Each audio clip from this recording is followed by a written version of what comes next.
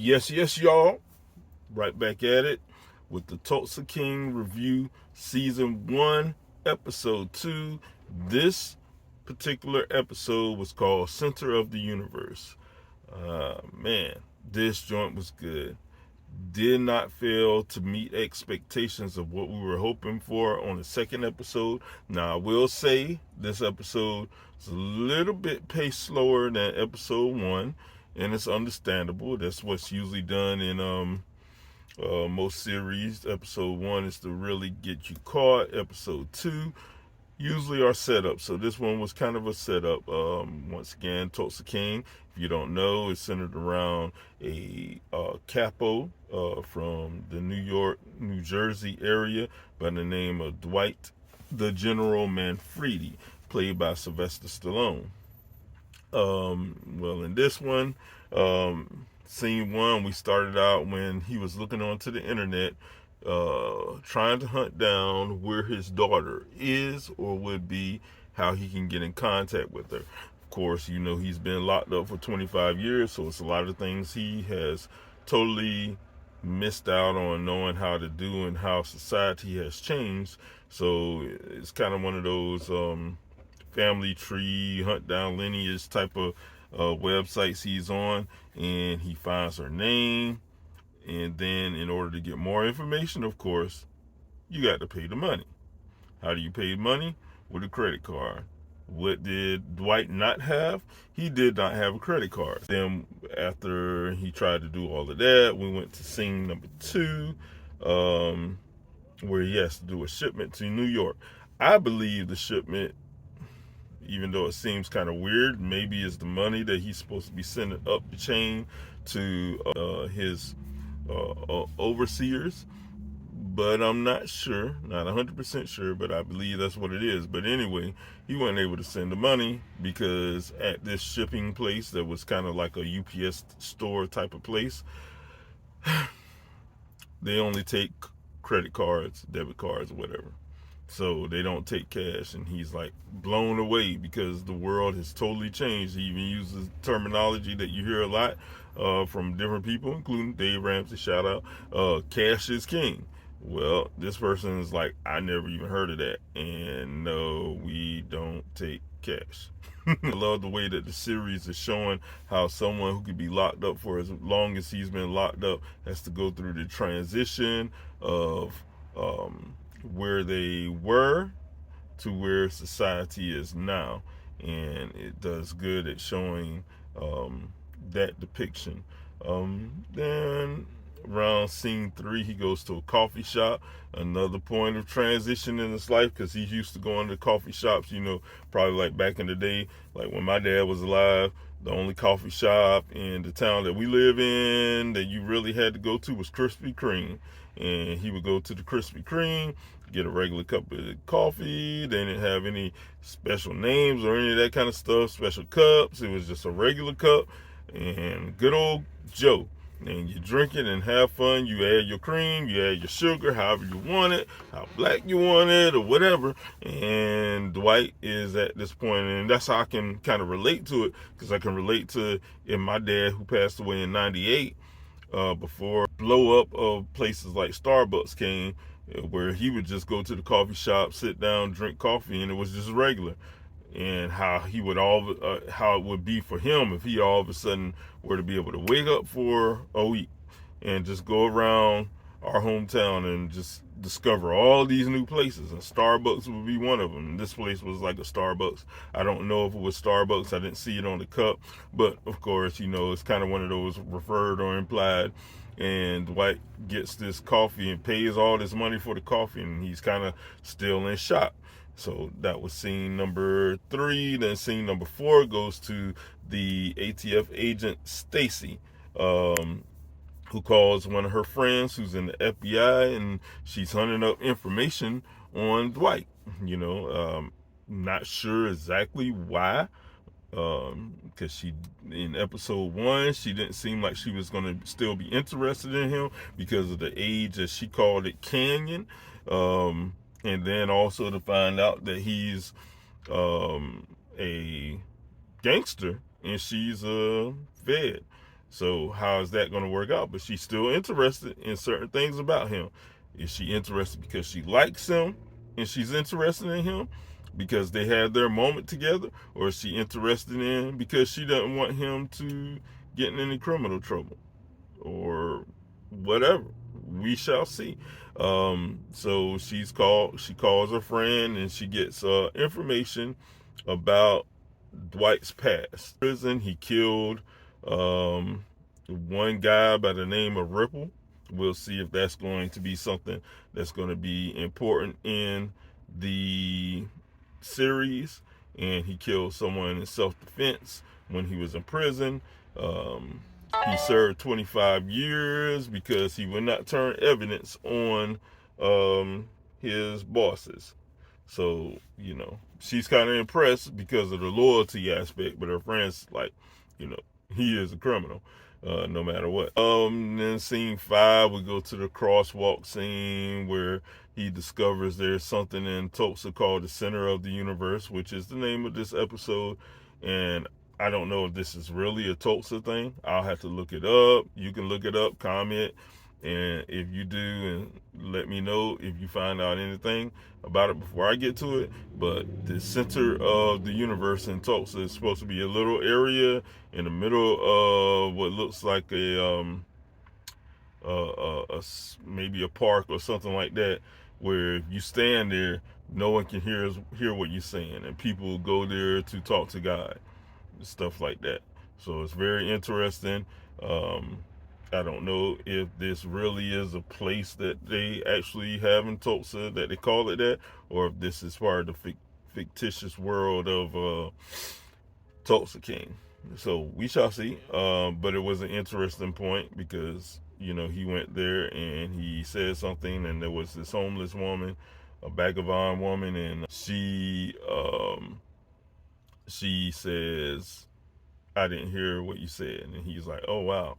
So anyway, so we go from there. Scene in the series, Stacy meets with her therapist, and her therapist talks to her about her being sober. So we know she has a alcohol issue.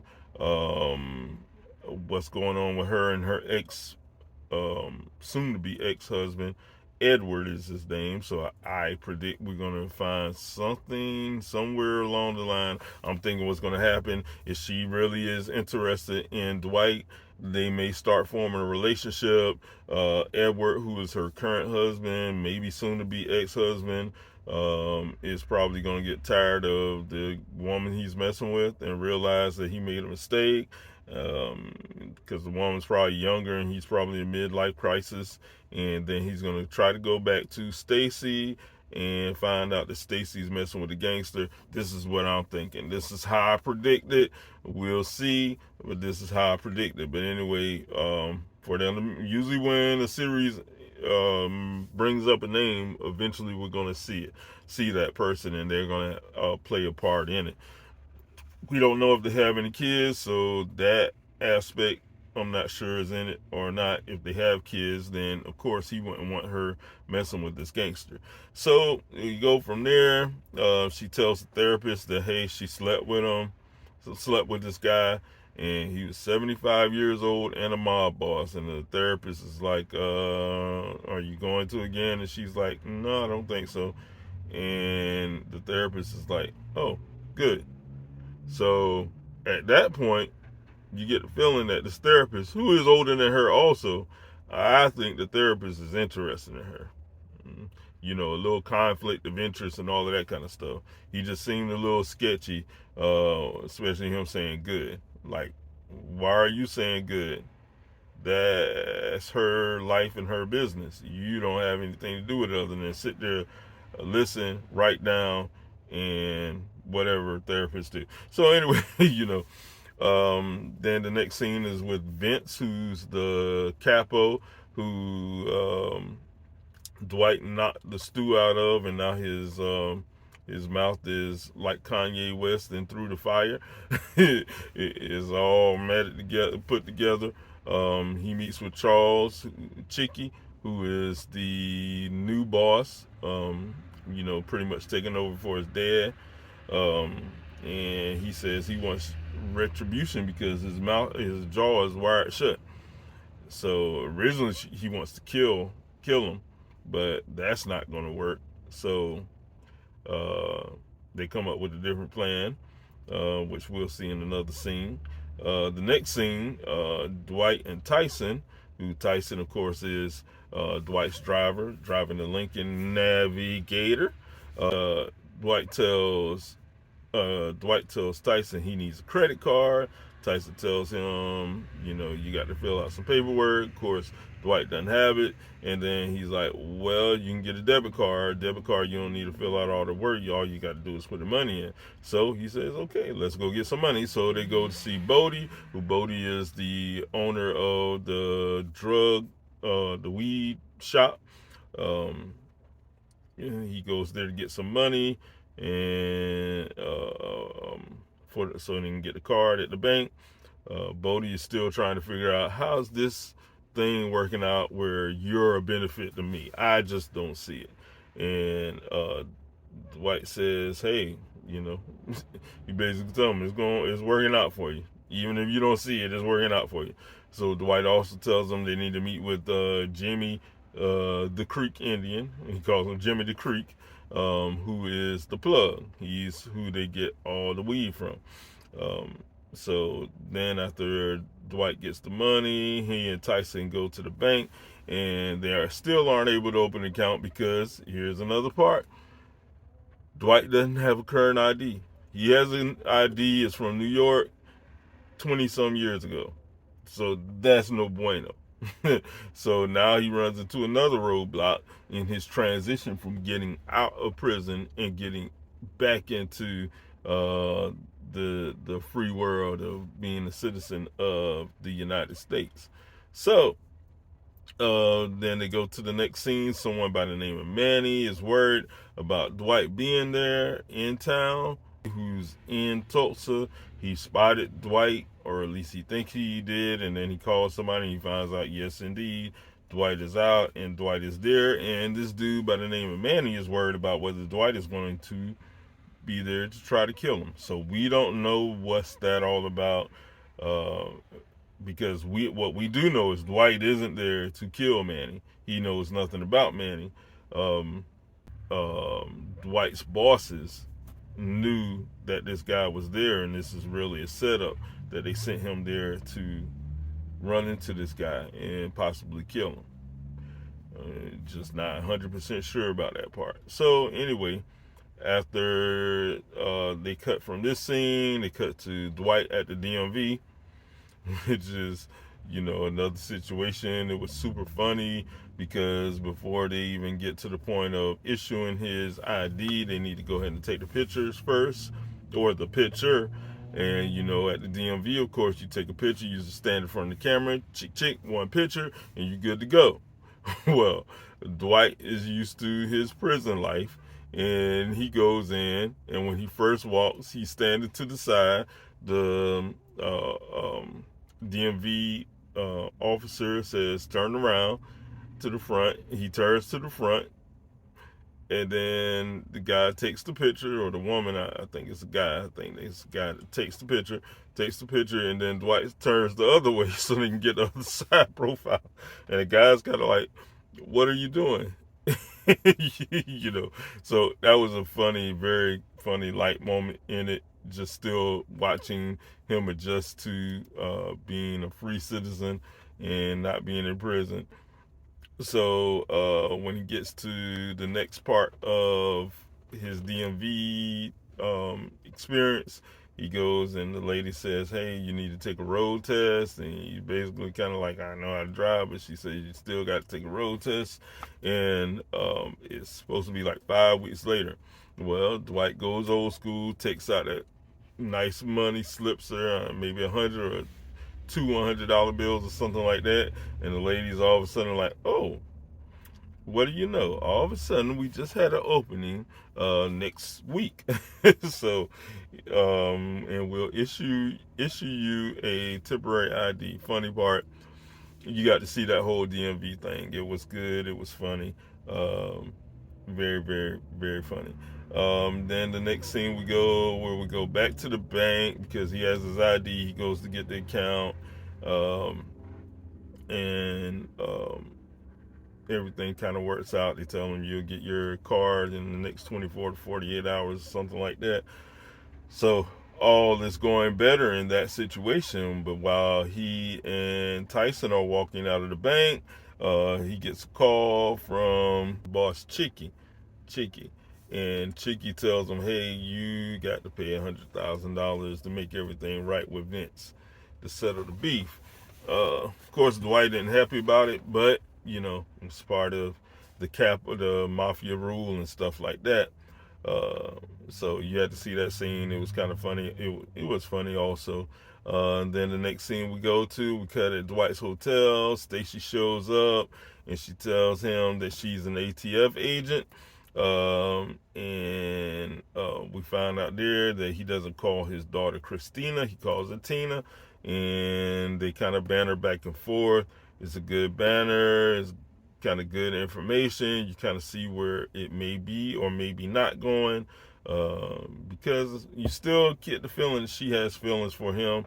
He kind of has feelings for her, but when he finds out she's fed, he kind of cuts it back and cuts it short. Um, then the next cut, we go to Tyson's house where we see him talking to his dad, played by. Thankfully, got to see him again. This is one of the best, most unheralded, definitely underrated actors coming out of entertainment. Beach. Yeah, Michael Beach. He's been in many things. It was good to see him. I hope that he's going to be used a decent amount of times in this series. But I get the feeling, because he's playing Tyson's dad, we won't see him much, not unless somehow he gets involved in. But from that scene, you get the feeling he's not happy about his son being in that game. So we shall see. His dad's a plumber. And they have a little banner back about what Tyson is up to. Then we go to the next scene where they're on the road to see Jimmy the Creek Indian, or as Dwight calls him, Jimmy the Creek. He's a Creek Indian, Jimmy the Creek. They show up at Jimmy's house. They're greeted by Jimmy's side man, and I think he's his cousin, and they call him Badface, which Dwight seems to call him Buckface, but dropped the B and put in the F. That's what he calls him. Dwight amazes, and then eventually they get inside where they're talking to Jimmy and they're negotiating. The negotiation definitely amazes Bodie and amazes Jimmy because of all the information Dwight knows about their game, their business. And it amazed me because I was like, wow. So somehow, either he knew somebody inside that used to tell him about it, or he did some studying, he done got sharpened up on the internet, or maybe he already knew how to operate on the internet because they were teaching him in prison, giving you a chance to learn all of that. So, but he knew, and he got the price down. And that was a wonderful scene. Wonderful scene to see what happens afterward, because they're at a marijuana facility. So what do you think they're going to do? So it's good to see that part. It was funny. And they're getting back into Lincoln and riding back, and basically they're smoking some of the product. Next scene, Manny calls the hotel. Manny, who is the guy we don't know much about, he calls the hotel that Dwight is staying in to try to find out if indeed Dwight is there.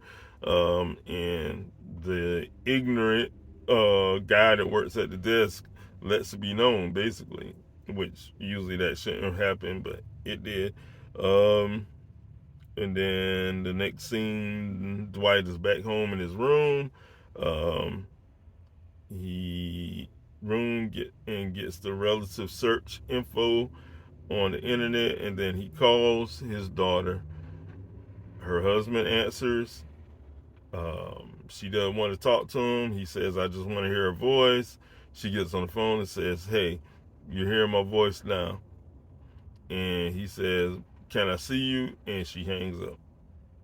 So he got to hear her voice. And she hung up. So you get the feeling somehow or another there's going to be a reconnection there. I don't know if it's going to be a good one or a bad one, but it's going to be a reconnection there. Um, uh, so kind of feel bad for Dwight on it, but at the same time, it's kind of life. He wasn't there for her for most of her life, and he didn't want her to come see him anymore, and that's probably what hurt her more than anything. Um, as we will see going into the future of this. And after the call, he heads back to the center of the earth part of Tulsa, and it's kind of like a confession. And in that part, he says that, you know, he knew that he didn't think that she could take him seeing him in prison, but he said really he couldn't take her seeing him in prison. So that's kind of where that part goes. And it kind of ends there. Great episode, very good setup. It's going to be some explosive things happening in the next few episodes, I am sure of. We're going to see who this Manny guy is in perspective to Dwight. We get to see more of how there's supposed to be a business that Dwight says that they're going to invest their money in. So we'll get to see that and what goes on with that. Great episode. I highly recommend you going to see it. Highly recommend you telling friends about it, watching it with your friends, and for the appropriate age, you can see it with your family. You know, it's a good chance you can see it with your family. There are curse words. There's kind of references to certain things, but amazingly, Dwight's character, Sylvester Stallone, Dwight doesn't cuss a lot. You really don't hear a whole lot of cussing like you do in a lot of other cable programs, and this one is streaming and cable so you got a good chance that you can see it with the age appropriate child, unless you don't want your child seeing any of that kind of stuff. So I'm not going to put an age out there. I'm just letting you know it's not a lot of cussing. It hasn't been any nudity. Even in episode 1, they still had the bras on in the strip club part. Episode 2 was none of that. A little bit of cussing. So that's a reference for you and your family. Great television series. I love it. Tulsa King. Ready for episode 3.